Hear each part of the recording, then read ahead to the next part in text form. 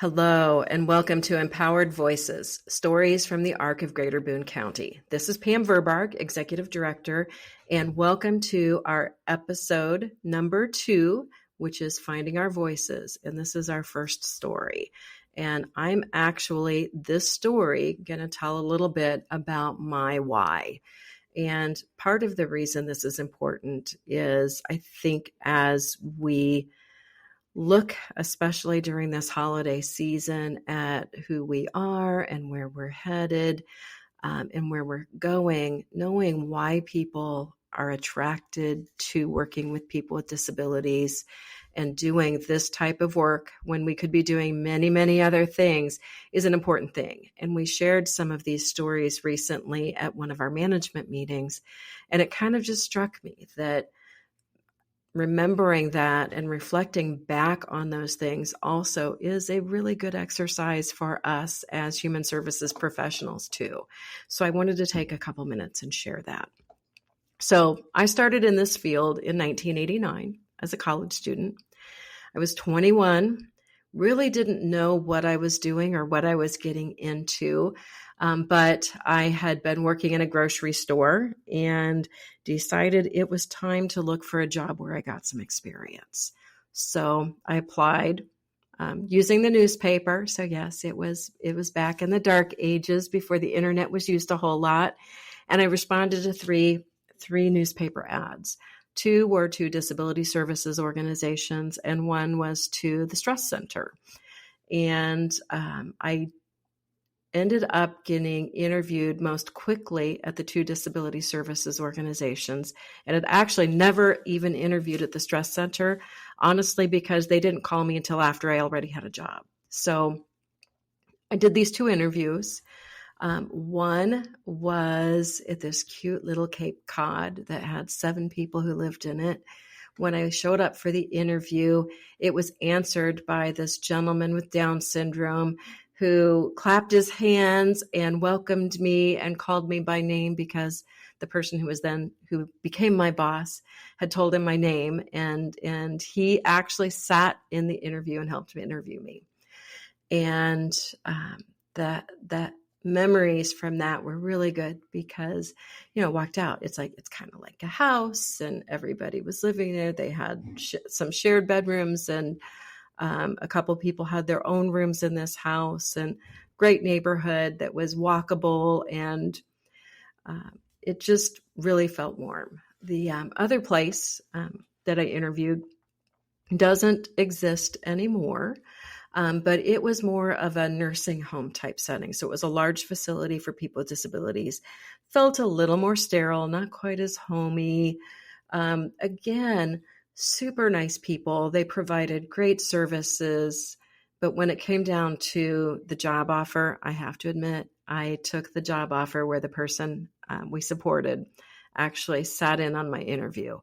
And having worked at that organization for 23 years, every time he introduced me to somebody, he would say, "Hey, this is Pam. I hired her." So it was always a fond thing. But my why actually came a few months after I started. And I have 2 why stories, and I'll share them both. My first was a gentleman, and I'm going to call him Dan. That wasn't actually his name. But Dan was another person who lived in that same house that I worked in. Dan was probably close to 40 at that time and didn't really have a lot of contact with his family. My understanding was family lived out of state, and mom would come into town once a year to visit him, and he'd call her periodically as well. And the really sad thing about that was I heard from my coworkers is when he'd call home, if he got mom, it was great conversation. But if his dad answered the phone, his dad would hang up. And Dan's mom was coming. So I was forewarned by my supervisor that mom was coming to visit. My coworkers all sent their condolences and said, "We're really glad you're working that day." And I had to wonder, it's like, oh man, what is this woman like? And then she comes to the door. His mom was basically my grandma, sweet older lady who, I was 21. So yeah, she was probably my grandma's age and dressed quite formally. She's wearing her sensible pumps and a nice dress and had had her hair done and just seemed like the sweetest lady in the world. And he was more than thrilled. And part of the reason this became part of my why story is that night she ended up sharing her story. And her story was he was born probably at that point in time in the early 1950s.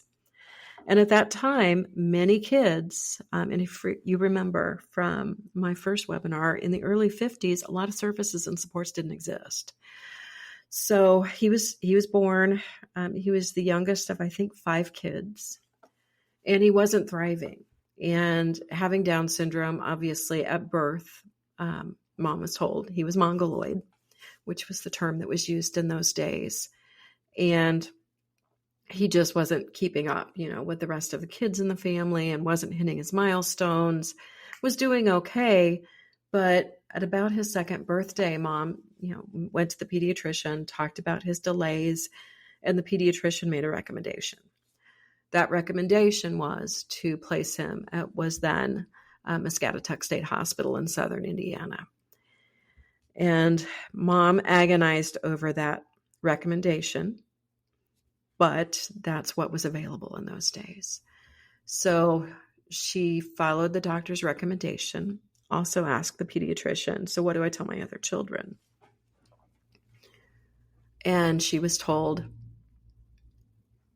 that probably the easiest thing to do is to tell them that he died, which is what happened. So on goes his story.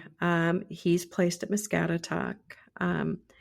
And he was probably one of the sweetest people I ever worked with. And I fondly remember working with him. He had contracted encephalitis as a kid, or meningitis, one of the two, and ended up with some hearing loss. So he did have some hearing loss. Family, dad worked a corporate job, so they ended up moving out of state and moving to Pennsylvania, I think is where they lived. And mom, again, would come at least once a year to visit Dan. Absolutely adored him. She'd take his calls whenever he'd call. I think he even called collect in those days.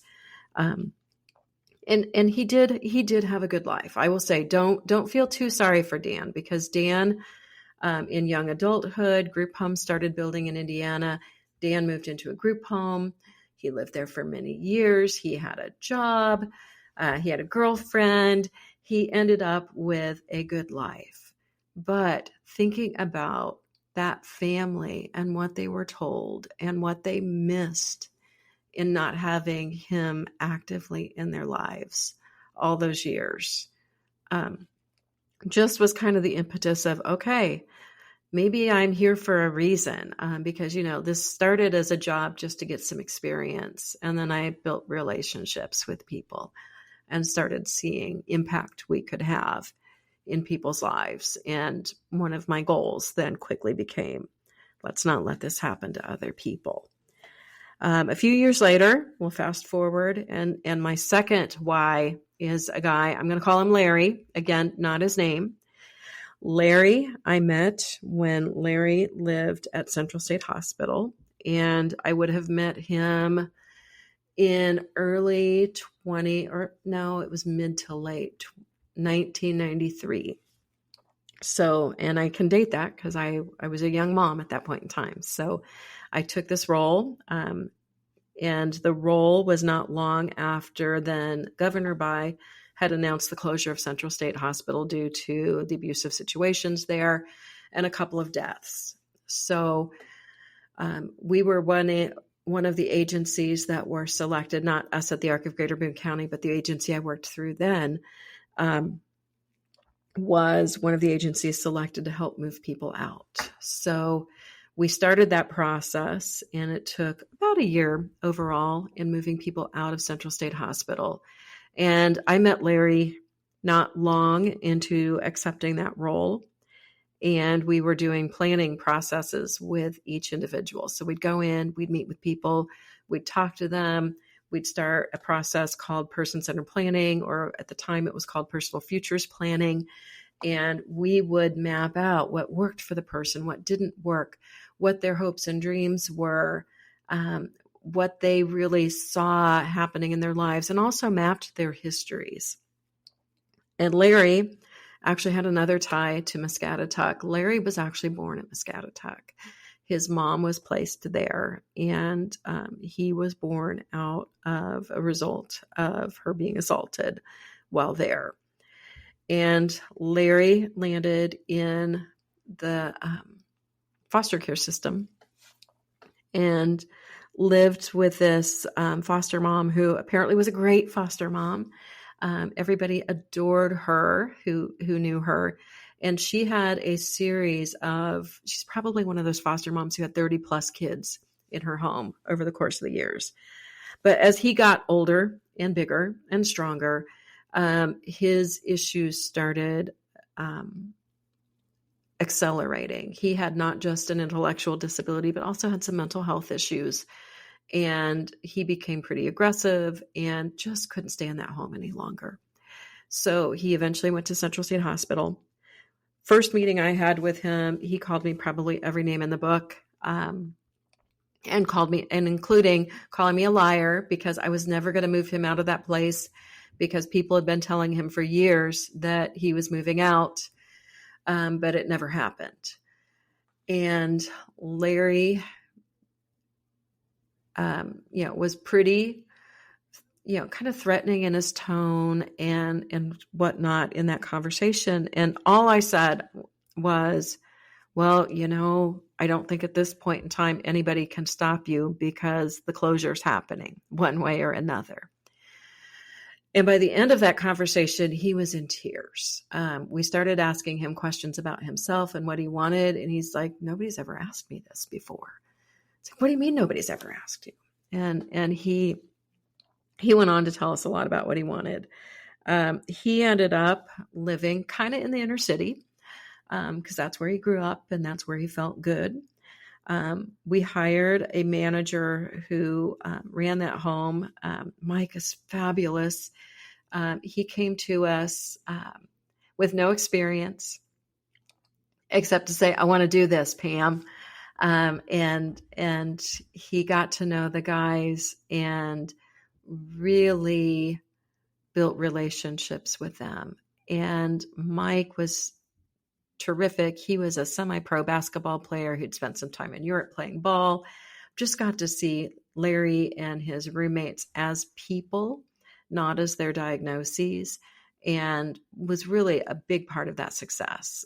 Another person who worked with him was the next door neighbor, and she was 4'10", if an inch, and pushing 70 when she came to work with us. And she had gotten to know Larry and his roommates when he had first moved in because she was the next door neighbor.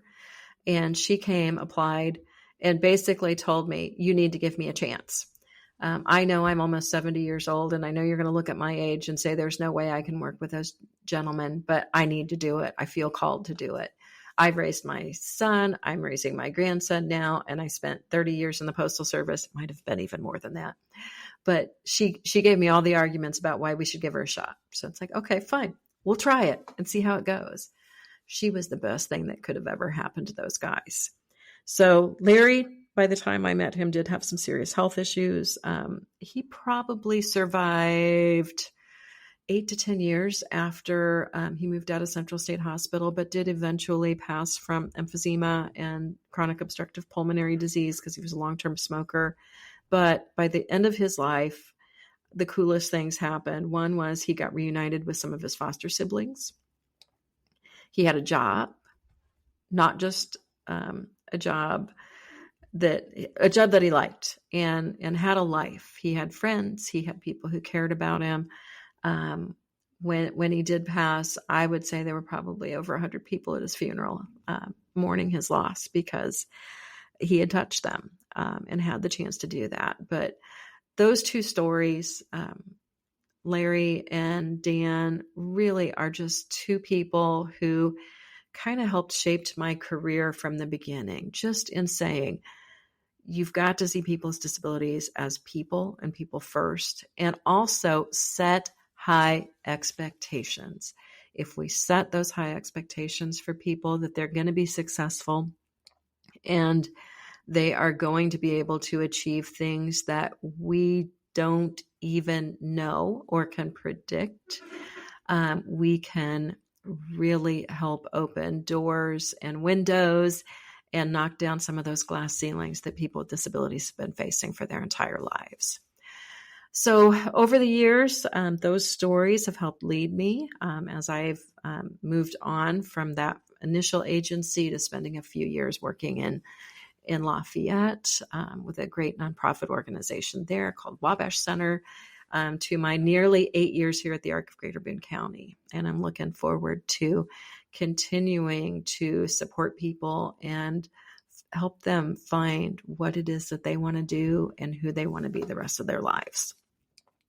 Again, before I sign off today, just a reminder of call to action. Make sure you follow the ARC of Greater Boone County on Facebook, LinkedIn, on our Instagram accounts. Listen to our podcast, and we'll continue to have that out there. We'll also be sharing it on our website, which is just simply thearcgbc.org. And we look forward to getting to know you all better as we go. And we will be continuing to do these episodes. Next time, I'm hoping to get and to convince one of our other staff to come in and share a little bit about their background and whys as well. As always, thank you so much for joining us today. And we look forward to seeing you next time on Empowered Voices.